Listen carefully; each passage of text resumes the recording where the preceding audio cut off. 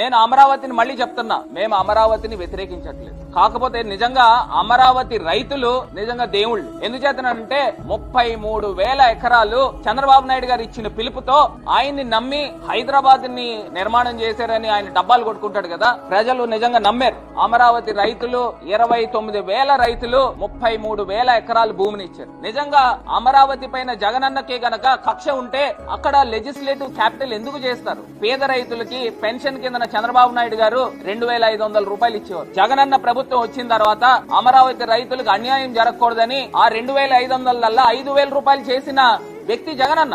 విశాఖపట్నమే గనక క్యాపిటల్ అయితే ఒక 5 సంవత్సరాలతో మనం కంప్లీట్ చేస్తాం. ఇప్పుడు ఎలాగా మీరు విశాఖపట్నాన్ని ఒప్పుకోవట్లేదు, సరే అది పక్కన పెట్టండి. పోనీ అదే ప్రాంతంలో జగనన్న ఏం చెప్పాడు? మచిలీపట్నము, విజయవాడ, గుంటూరు ఈ 3 కలిపి ఒక కారిడార్ కింద తీసుకుని ఒక మంచి నేషనల్ హైవే కనెక్టివిటీ ఆల్రెడీ ఉంది.